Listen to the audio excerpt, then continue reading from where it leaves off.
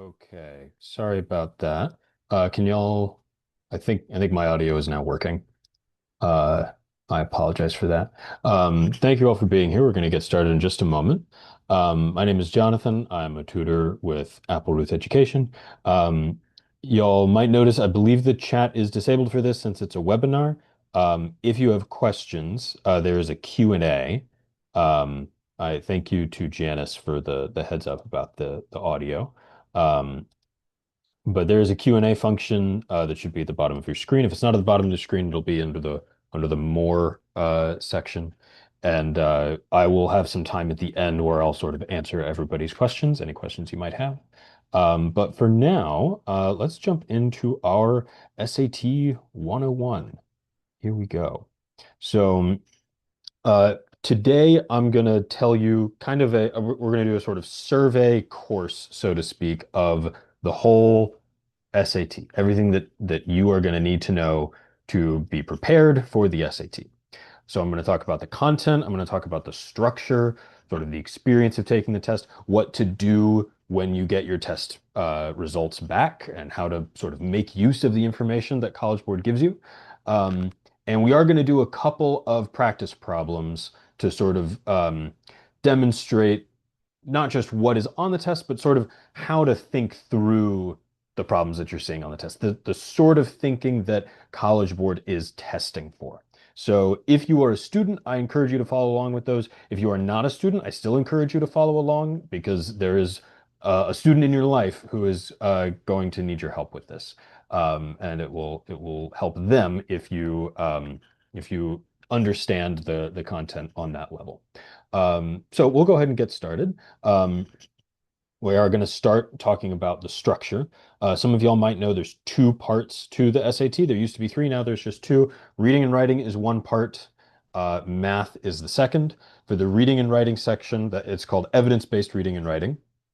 You have two modules of 32 minutes each. Each module is 27 questions. So about a minute per question, right? Roughly speaking, something like between a minute and 5 and a minute and 10 seconds per question. And then in math, there's 35 minutes per module, and you only have 22 questions per module. So you have almost a minute and a half per question in math. This is a shorter test than it once was, and you also have more time per question. It's a less speedy test, which is pretty nice for students. It is also now entirely digital, which you might or might not know. I mentioned modules before, so this is probably the biggest change to the SAT of the last several years. Each module within each section. So like if we're doing reading and writing, we sit down, we start the test. The first module is going to be basically the same difficulty for everybody. The test is pulling from a bank of questions that is larger than the module itself, right? So each student is going to have a sort of scrambled version of each other's, and there's going to be some that have certain questions and others that that have different questions. It should all kind of even out to be the same difficulty level, but it will not be the same test for those first 27 questions. Then, depending on the student's performance in that first module, they're either sorted into the higher or lower module for reading and writing. So if the student does better than two-thirds, so in this case, 18 questions on the first module, if a student answers 18 questions or more correctly, they will be sorted into the upper or higher second reading and writing module. So those are harder questions, but they also give you more points.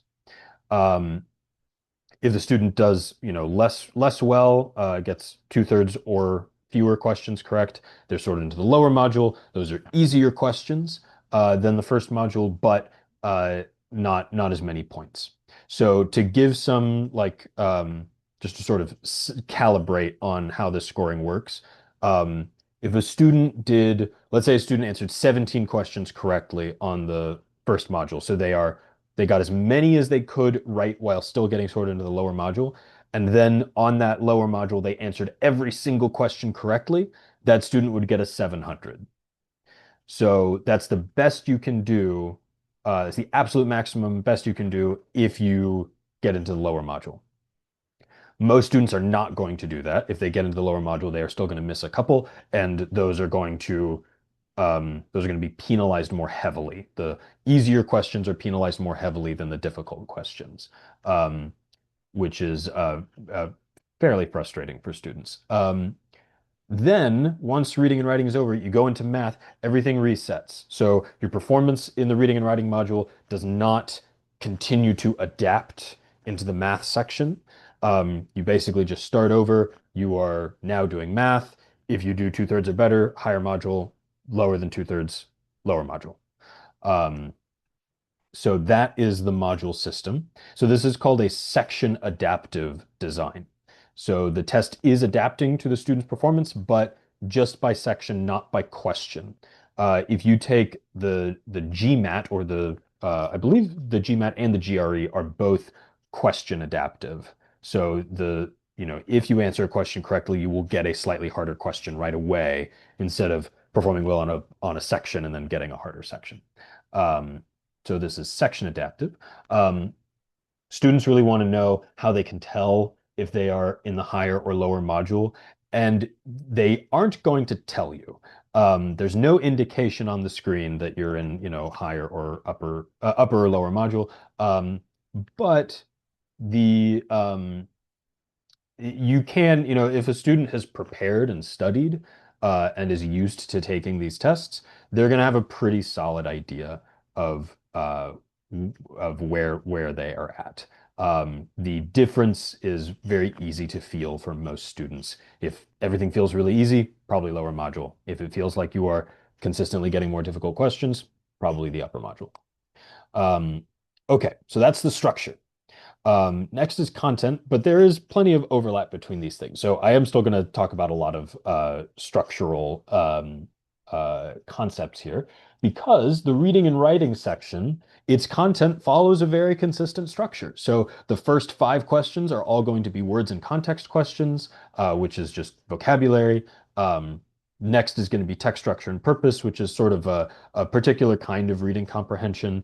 There will be one cross-text connections question that is going to be on either module, but you only get one, and that's got 2 texts, and the students are comparing them.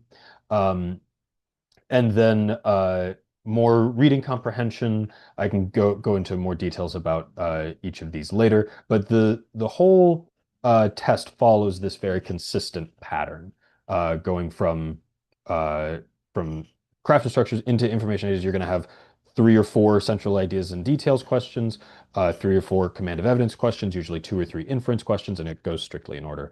You're always going to end with rhetorical synthesis, which is this kind of unusual type of problem where you're given bullet points of information and you have to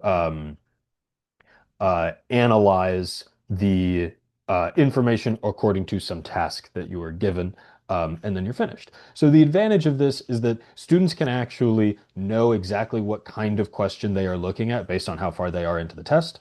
And that kind of makes the experience much easier. It's not as much like randomness and surprise.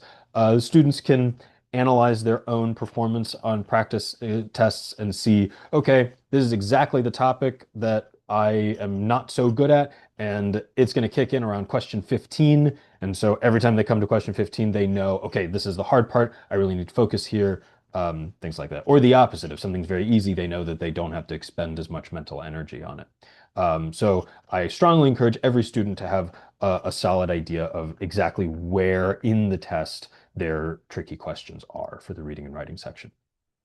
Math does not follow that convenient structure. They do start easy and they get more difficult as you move through each module. I'll show a chart of this later, but when the student goes through the first module, it's going to, steadily get more difficult. And then if they go into the lower module, it all gets much easier. If they go into the higher module, it will get a little bit easier. So, the beginning, the first 2 questions of each module are pretty close in difficulty. So it does reset a little bit, but then it kind of ramps up more in the higher module than it does in the lower module. Almost every question will be multiple choice. There are between, I believe it's 4 and 8 um, free response questions where the students are actually typing in the numbers. Um, those have some special rules, like they don't use or they very they or no, they are using negatives now. They used to never do negatives. But you want to make sure that you're typing in you're not typing in any mixed numbers. You're either doing improper fractions or decimals. So there's a couple of little ticky-tack rules on those non-multiple choice questions. There is a built-in Desmos calculator on the test, which is very, very handy. Even if students have like a TI-84 or similar graphing calculator that they really like using, I still strongly encourage that they use that they be comfortable with Desmos because there's just so many useful tools in Desmos that if a student is kind of fluent in it, they have a much, much easier time. Oh, and use scratch paper, obviously.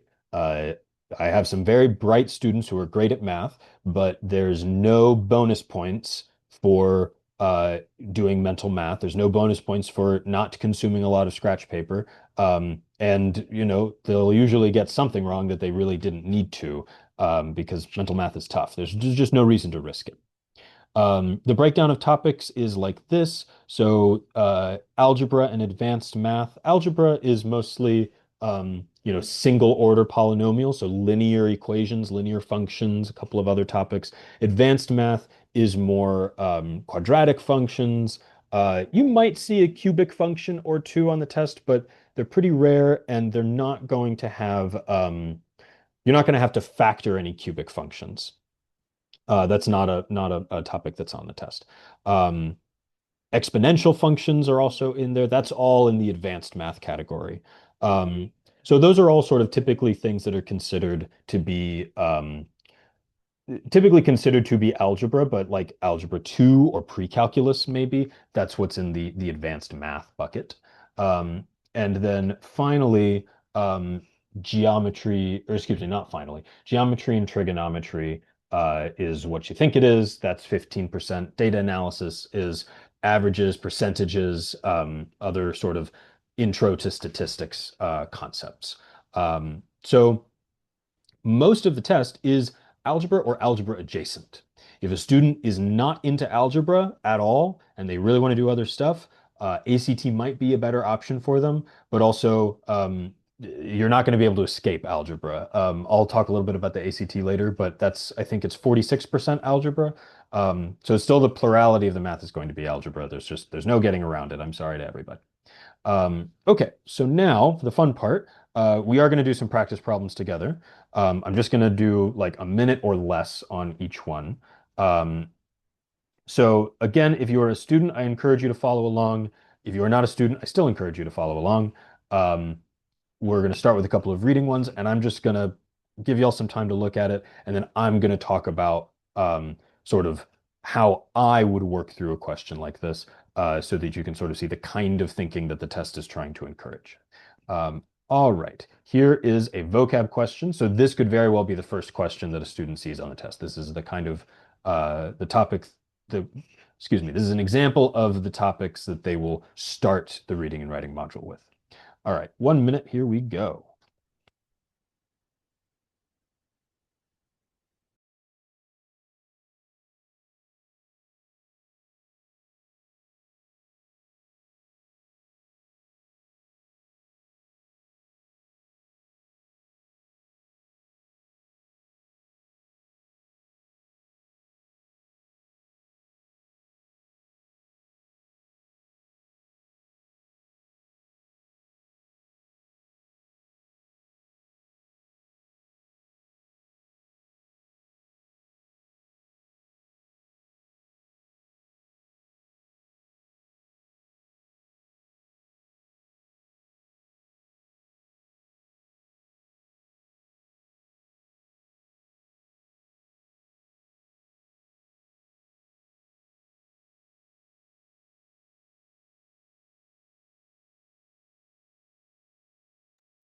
Okay, I think that is enough time.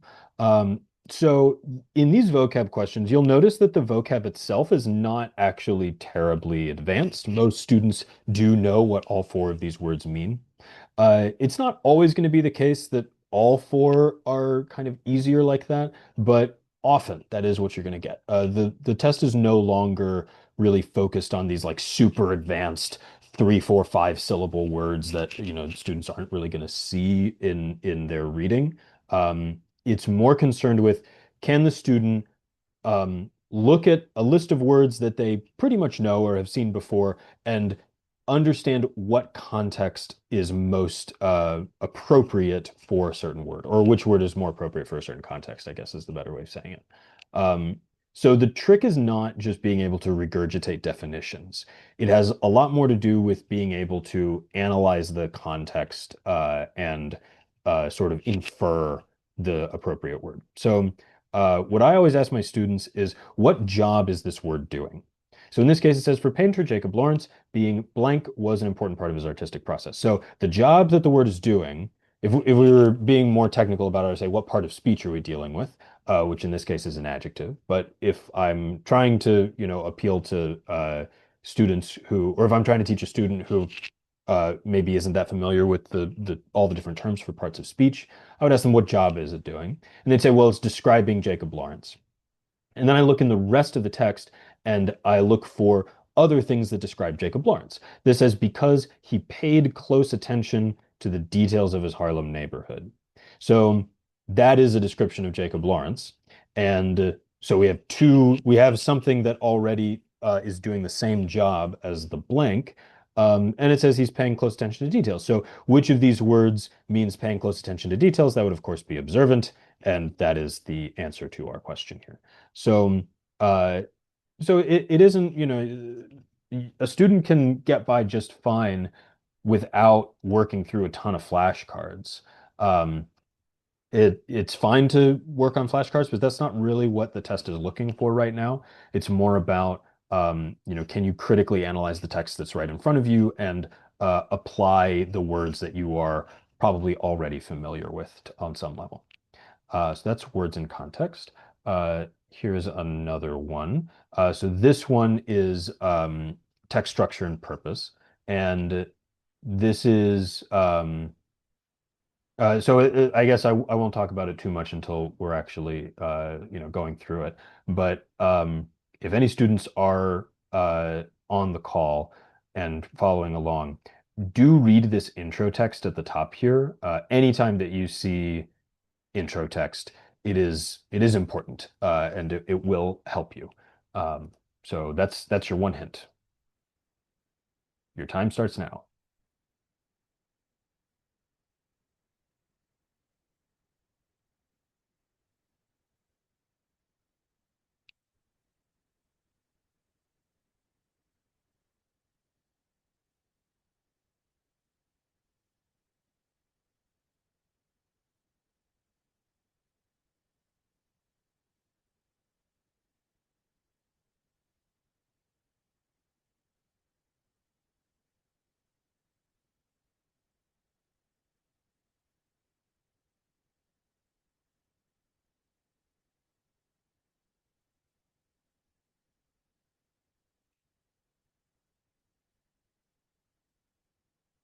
So the trick with these sort of detail questions is to stay very focused on exactly what is being asked about. There's a ton of text here. I'm not going to read through all of it aloud because we don't have all day, but this is asking about specifically, how does the Lord Chancellor respond to the crowd?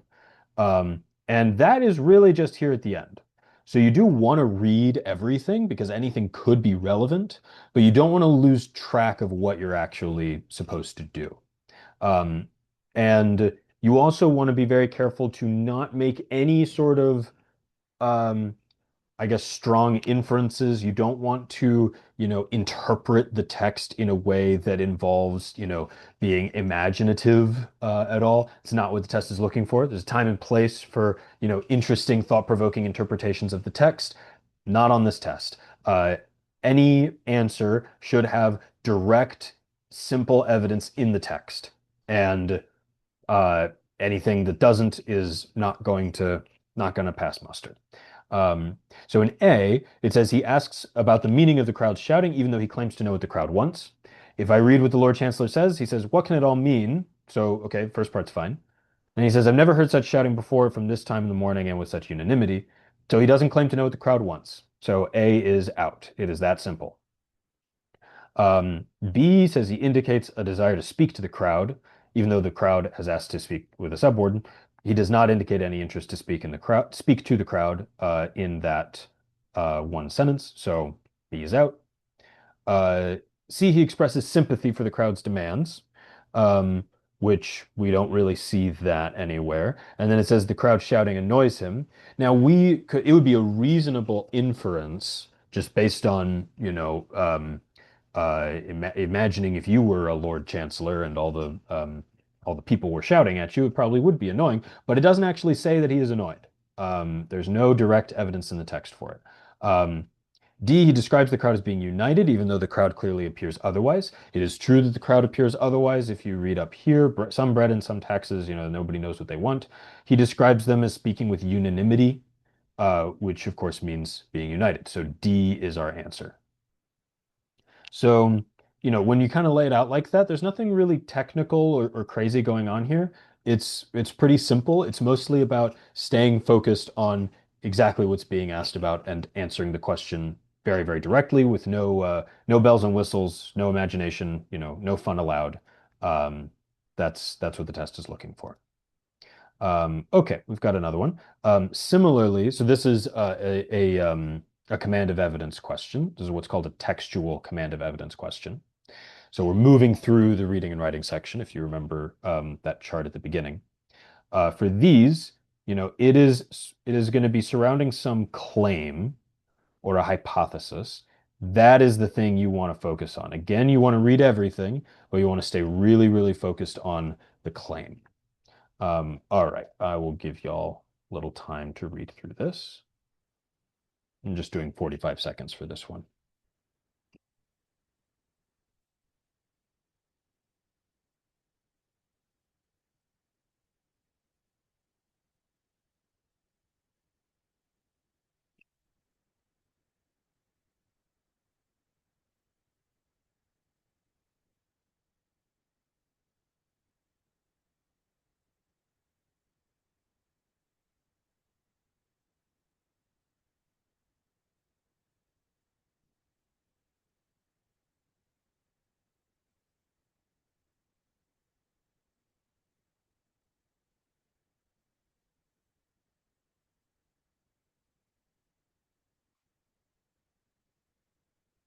All right. So what is the student's claim? Well, the student claims that Chamby's photographs have considerable ethnographic value. That is the claim. So for each of these answer choices, I'm going to consider if they support the idea that these photos have ethnographic value. Um, Says he took many commissioned portraits of wealthy Peruvians, but also hundreds of images, carefully documenting the people's sites and customs of indigenous communities of the Andes. That is ethnography, right? People's sites and customs. That sounds very ethnographically valuable. So A looks very promising. I'm still going to make sure that that every other answer is worse, especially on these like comprehension and verbal reasoning questions. It's not like math where, you get the answer and then there it is in the multiple choice and you're done. You want to really make sure that you're selecting the best answer. Um, for B, it says Chamby's photographs demonstrate a high level of technical skill as seen as a strategic use of illumination to create dramatic light and shadow contrast. It may be that this is a true statement. I'm not familiar with this photographer, but it does not directly support the student's claim, so we are throwing it out. C, during his lifetime, he was known and celebrated within and outside his native Peru as his work was published in places like Argentina, Spain, and Mexico. This is the most common wrong answer that gets selected by my students because they think ethnographic value, well, these are different ethnic groups, sort of, that all value these photographs.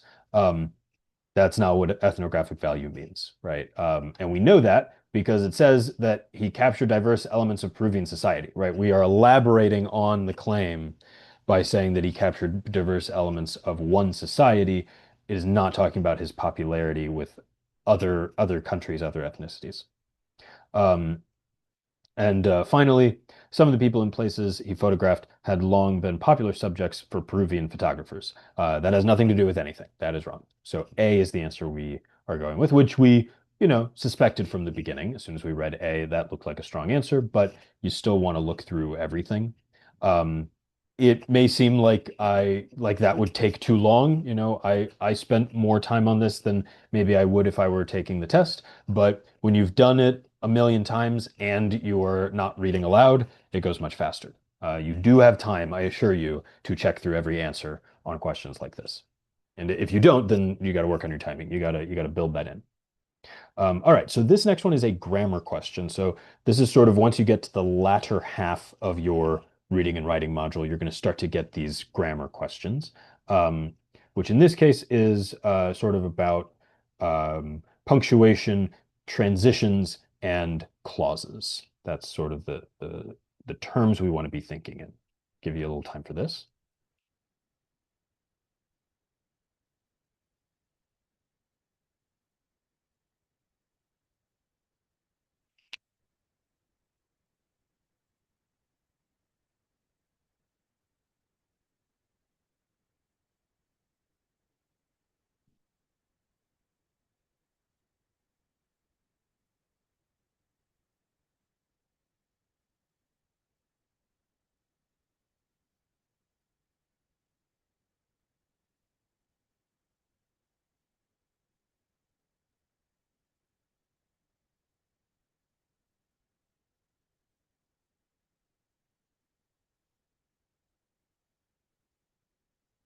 So for all grammar questions, my my recommendation is always to uh, isolate the subject and verb of each independent clause and identify where the independent and dependent clauses are.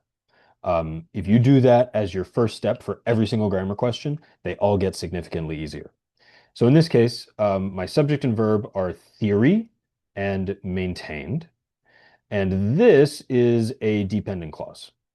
I could just eliminate this clause from the sentence and everything would still pretty much function.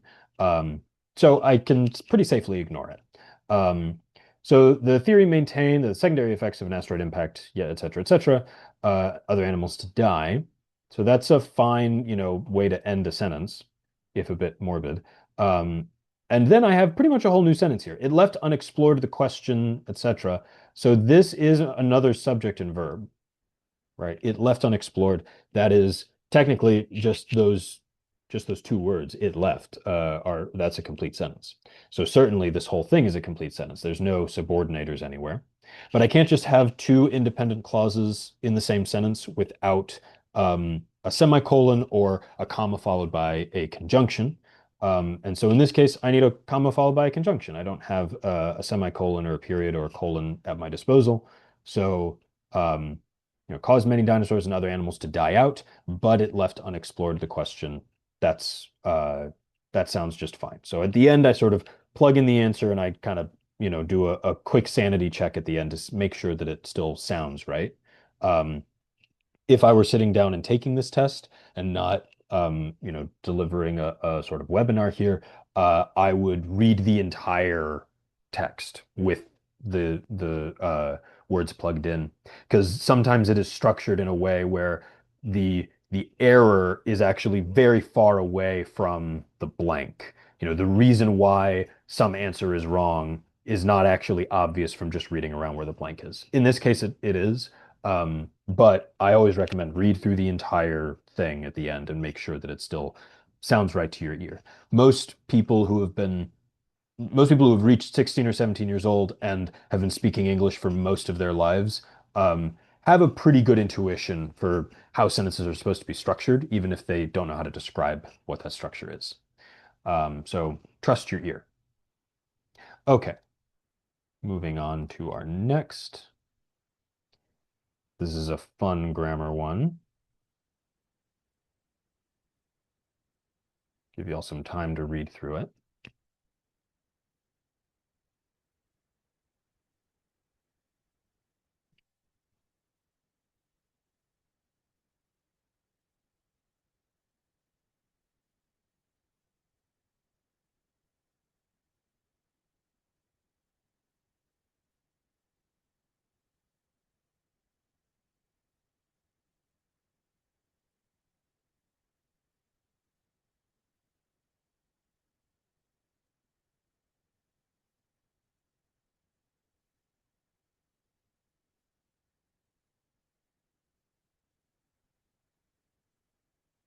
All right. So this is a misplaced modifier grammar question.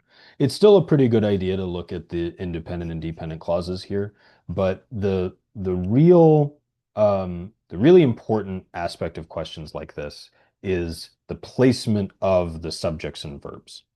Um, so this first clause here is dependent, and it is describing something, right? It says, while exploring the cave on the Yucatan Peninsula. So something was exploring that cave, and that something needs to be the next thing that I say. Oh, pardon my cat. Hi, sweetie. Um, the next thing in the sentence needs to be um, the whatever was exploring the cave. So if I go with bones or mice, that doesn't really make sense. The bones and mice were not we're not exploring the cave. The biologist was, and I have two answers that kind of work for that. And if I look at the ending modifying phrase, so that lived over 12,000 years ago, well, that would be the mice, which is how we're ending our sentence here. So both of these sort of seem equally good. So I want to look at anytime I have two really similar answers, obviously they can't both be right. So the key to the answer will be in the differences between them. And in this case, the most prominent difference is this possessive ending on Vasquez Dominguez's. So this sentence in C, it's not actually about Ella Vasquez Dominguez. It is about her recent discovery of bones that belonged to mice from 12,000 years ago. But the discovery is not what was exploring the cave, right? She was exploring the cave. So this is the answer I want to go with. This is a very, very, very common trap on the test, where it'll be exactly this setup, and you will have two answers that look really similar, but one of them has the possessive and the other one does not. And you want to make sure that the subject that is being described or the subject is being modified in the first clause is as close as possible to that clause, right? Um, so sometimes that will be, if we're talking about a discovery in the first clause, if we're describing a discovery, then C would be appropriate, right? Just because there's the possessive thing on it doesn't mean that the answer is wrong. Um, you just want to make sure, okay, in this case, this is the subject, and in this case, this is the subject, right? Ella Vasquez Dominguez is the subject. Um, and that's the subject that I actually want to talk about. So that goes as close as possible to the modifier. All right. Oh, hey, don't do that. I'm sorry. My cat is gently attacking me. Um, she doesn't understand that I'm working. Um, all right. So this is sort of what every student would see towards the end of their reading and writing module. This is a rhetorical synthesis question.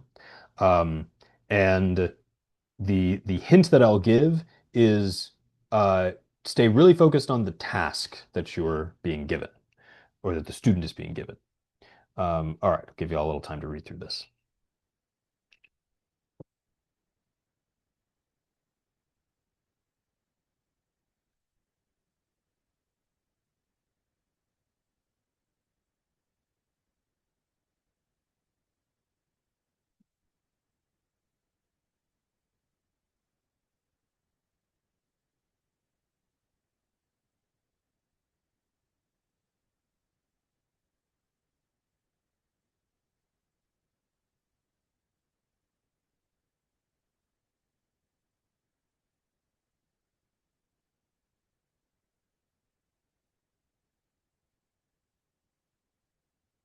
So the really wonderful trick about these questions is that for many of them, you don't even need to bother reading the bullet points.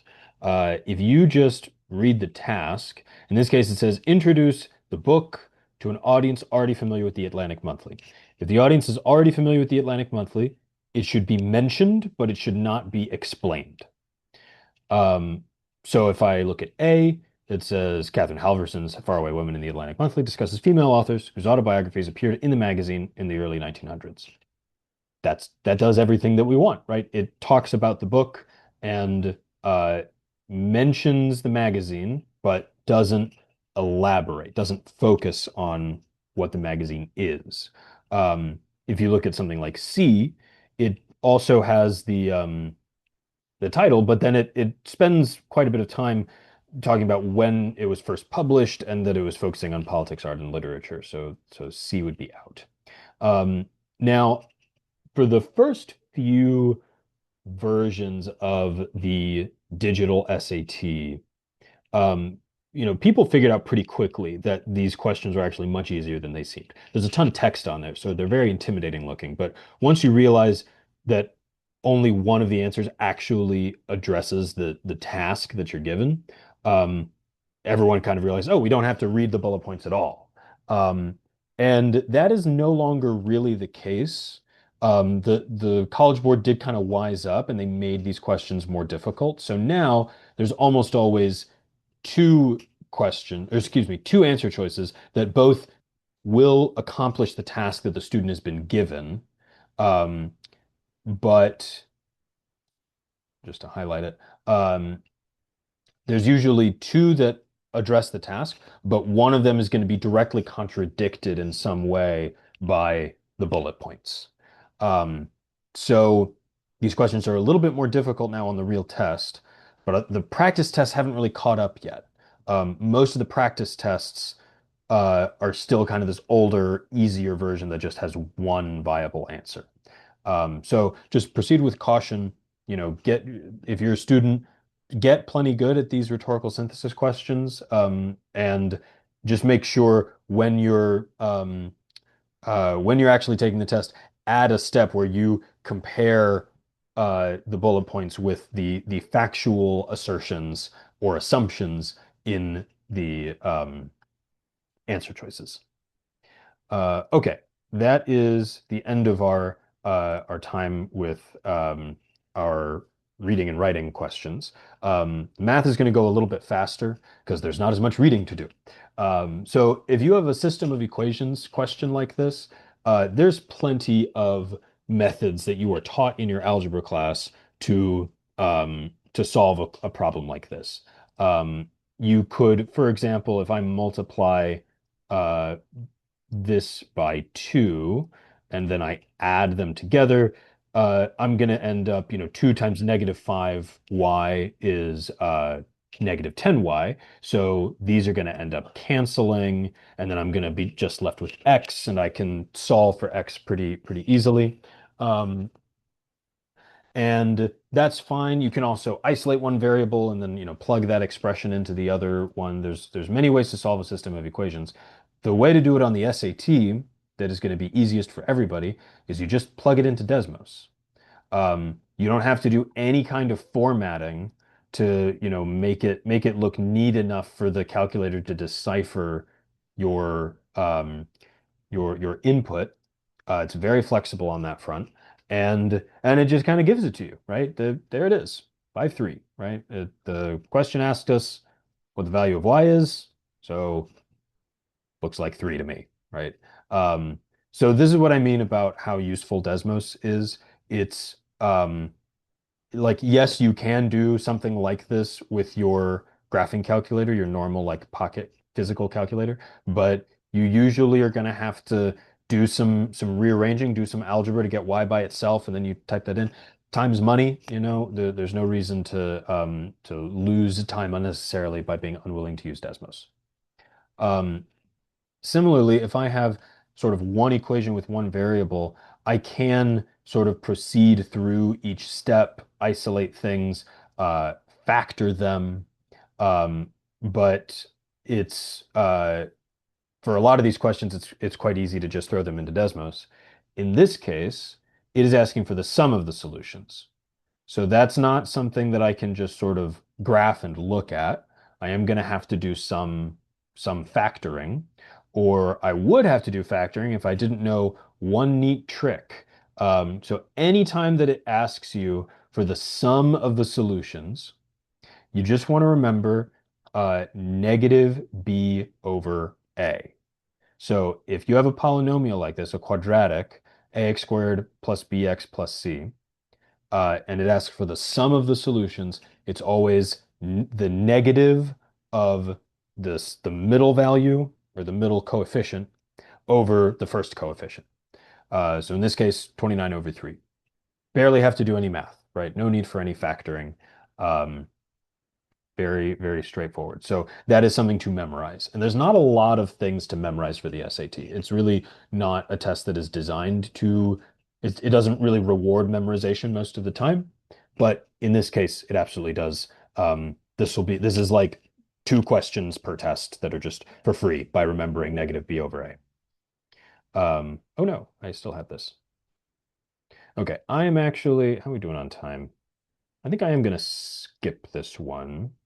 Um, and yeah, we'll move over to geometry. Um, and by the way, if any of these, if I'm going too quickly on anything, Q&A is there for you. If there's a problem you want me to go back to, then I'm happy to do that in the Q&A section. Um, okay, for our geometry question, it gives us a cube with an edge length of 68 and a solid sphere. Excuse me. Whoa. Okay. Um, and a solid sphere with a radius of 34 inches inside of that cube. So the sphere is touching the center of each face of the cube, and we're trying to find the volume of the space in the cube not taken up by the sphere. Um, so I recommend always for these geometry questions to draw a picture. A lot of students feel like that's, that makes it too easy or something, or that, oh, well, that's what I would do if I was a kid. You know, swallow your pride. It's gonna make the question easier. So just do it. Nobody's watching. There's no bonus points for solving things in your head. Sorry. Um, I all the animals in my home are going crazy around me. I hope that that is not affecting the viewing experience for any of you. I apologize. Um, So in this case, I draw myself a picture to kind of get my bearings in the situation. I'm going to put down my formula for the volume of a cube and the volume of a sphere. You are not expected to have these memorized. There is a formula sheet on the test that you can, there is a little formulas button. You click it, it shows you all pretty much all the geometry formulas you're going to need, with some exceptions, but volume of the cube, volume of the sphere, are both on there. Um, and it's, the side length cubed and 4/3 times pi times the radius cubed. Fortunately, I am given the edge length, right? I'm given the side length, and I'm also given the radius. So that's all my inputs. I don't actually have to derive anything. I can just plug things in and just start calculating. Um, this is another situation where Desmos is super useful because if I plug in these numbers, I mean, this is a mess, right? This is horrible. 68 cubed minus 4/3 pi. I have fractions and irrational numbers, and I'm cubing things. I don't want to work that out by hand. I don't even really want to, thumb type it into a calculator. Um, it's going to be much easier for me to just put exactly this text into Desmos, and it will just tell me that my answer is 149,795.8. So that is how you proceed with a question like this. And a lot of geometry questions, especially the ones dealing with volume and area, um, are kind of like this. They're a bit wordy. There's lots of steps to them, but none of them are in and of themselves terribly complicated. This is mostly just multiplication and addition and subtraction, right? You're plugging things in and you're doing some calculation. It's mostly the skill that you actually need to do well in a question like this is really being organized. It's about, keeping your ideas straight and working through the problem in a way that doesn't get sidetracked. Okay, that's practice questions. No more of those. I'm going to show you a couple of charts. I mentioned this before that the difficulty level in the different modules kind of follows a certain trajectory. So in the first module, you'll have a couple of very easy ones, several pretty easy ones, and then they get, fewer and more difficult as you move through. This is for math, by the way. It's a lot harder to objectively measure the easy relative easiness or difficulty of the reading and writing questions. If you do an easy second module, you still do have some difficult questions on it, but just one and it's at the end. Lots of very easy questions right at the beginning. And of course, with the hard questions, you still do have, excuse me, the hard module, you still have an easy question or two at the beginning, but then it very quickly ramps up and gets very challenging. Um, so it's not going to just be a smooth curve all the way up. Item response scoring. So this is about when we say item, test item, that's a question, right? Test question. Different questions do have different weights. They are scored differently. I mentioned before that easier questions are graded more harshly. You will lose more points for missing an easy question than you will a hard question.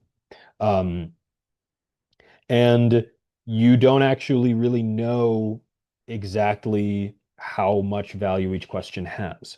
The College Board is just not forthright about that. We know easier questions are weighted more heavily. We know that certain topics are weighted more heavily than others. And we also know that sometimes if a certain topic is deemed really easy for a certain student, the test will start to like count those successes less. So, it will adjust based on the student as well. So essentially it's pretty impenetrable. It's really hard for a student to really know how heavily a certain item is going to be weighed as they're working through it. So we just recommend do your best with the problem that's right in front of you. Um, After you take your test, you're going to get back something that looks like this, a score report. This is a really useful tool for knowing exactly what you need to work on, right? This student is doing great in information and ideas. So that's, reading comprehension stuff, but not very well in standard English conventions. They really need to work on their grammar. Similarly, they're doing pretty well in algebra, but all their other math topics need more work, right? So this student has a clear idea of the things that they need to focus on and what they don't need to focus on. Um, and they can even, work on practice questions that are, if you're working at a 3 out of 7 on geometry, you don't want to practice level 7 questions, right? You want to practice level 4 questions and then level 5 questions and move on up. So these little bars are very, very useful. You are going to get these career insights from College Board. I would take them with a grain of salt. I don't think that their recommendations are terribly good.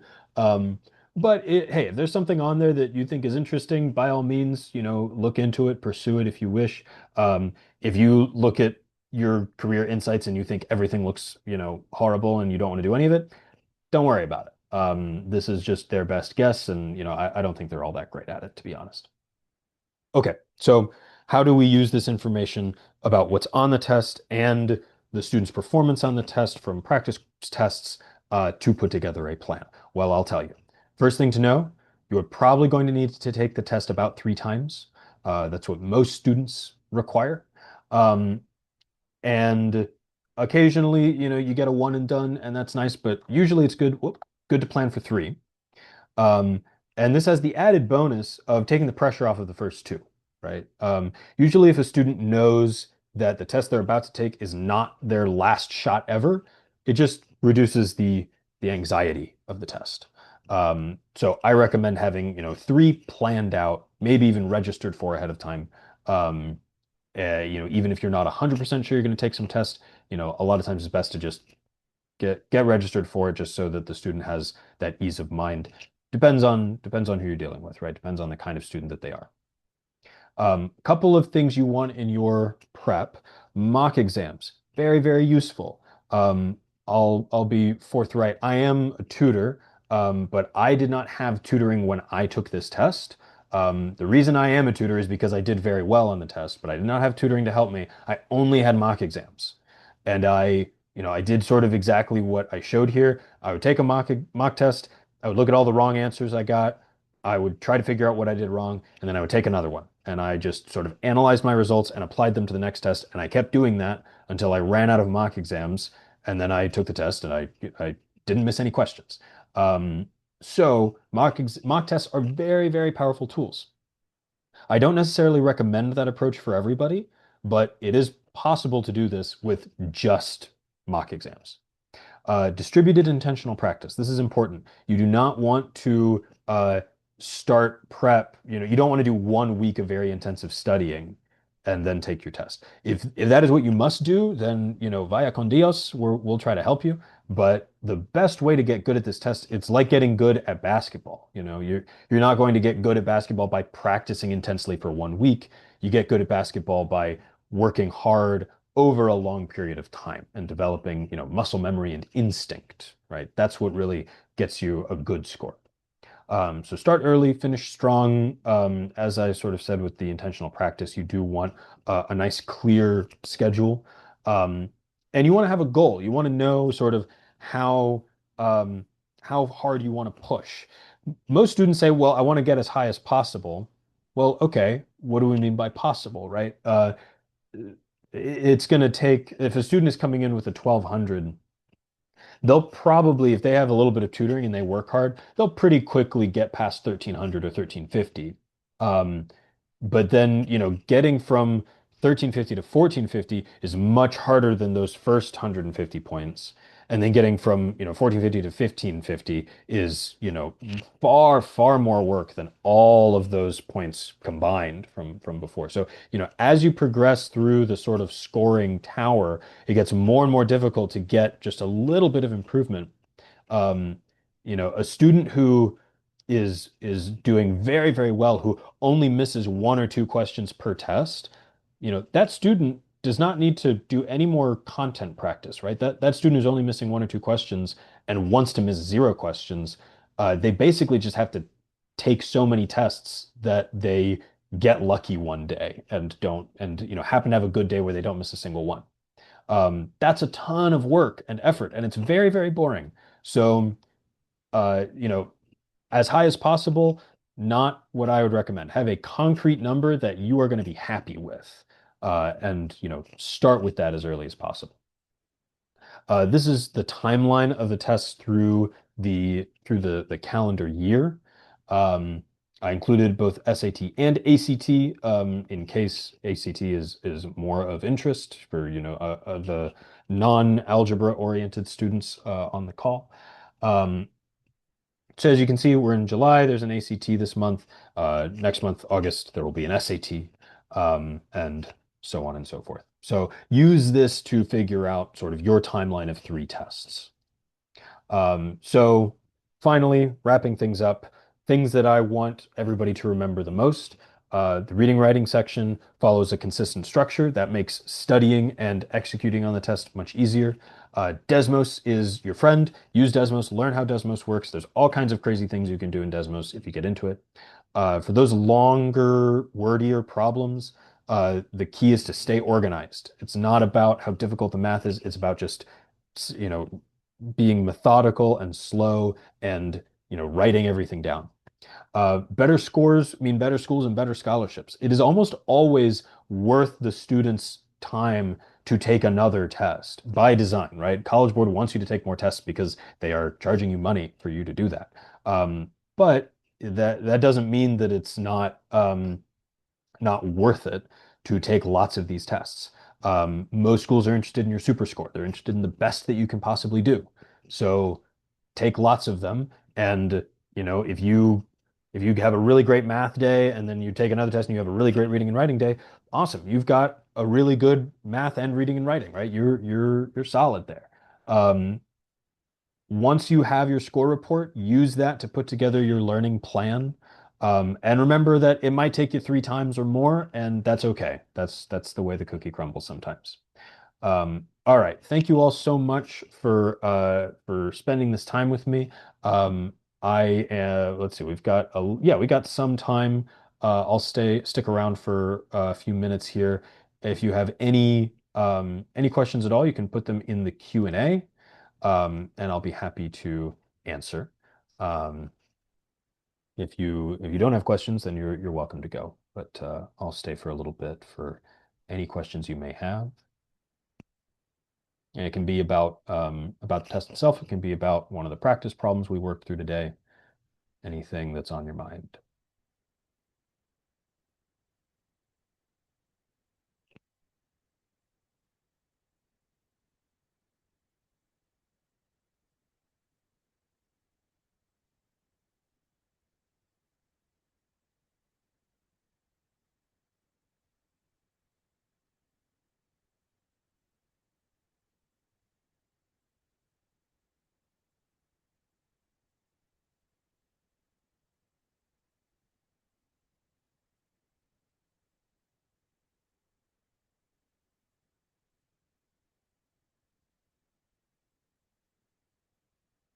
All right. Looks like we don't have questions today. That's just fine. I will take that as an indication of my thoroughness. Thank you all for joining me today, and I will see you all next time. Bye bye now.